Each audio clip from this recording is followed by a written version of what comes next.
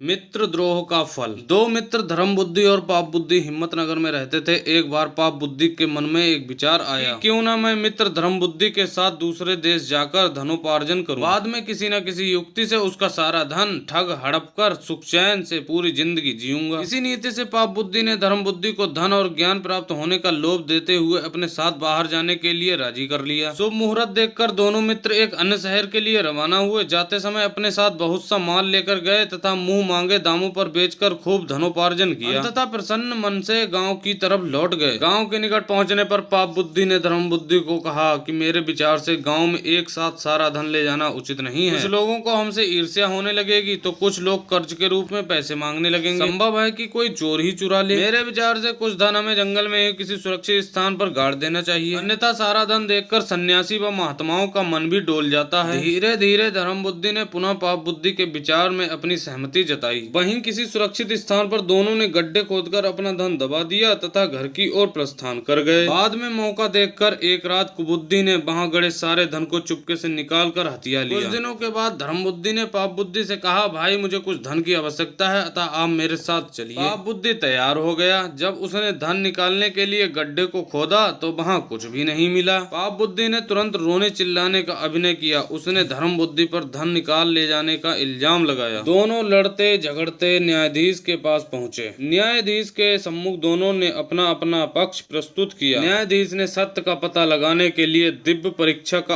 आदेश दिया। दोनों को बारी बारी से अपने हाथ जलती हुई आग में डालने थे। पाप बुद्धि ने इसका विरोध किया। उसने कहा कि वन देवता गवाही देंगे। न्यायाधीश ने यह मान लिया। पाप बुद्धि ने अपने बाप को एक सूखे पेड़ के खोखले में बैठा दिया। न्यायाधीश ने पूछा तो आवाज आई कि चोरी धर्म बुद्धि ने की है। तभी धर्म बुद्धि ने पेड़ के नीचे आग लगा दी। पेड़ जलने लगा और उसके साथ ही पाप बुद्धि का बाप भी। वो बुरी तरह रोने चिल्लाने लगा। थोड़ी देर में पाप बुद्धि का पिता आग से झुलसा हुआ उस वृक्ष की जड़ में से निकला। उसने वन देवता की साक्षी का सच्चा भेद प्रकट कर दिया। न्यायाधीश ने पाप बुद्धि को मौत की सजा दी और धर्म बुद्धि को उसका पूरा धन दिलवाया। सीख, मनुष्य का यह धर्म है कि वह उपाय की चिंता के साथ अपाय की भी चिंता करे।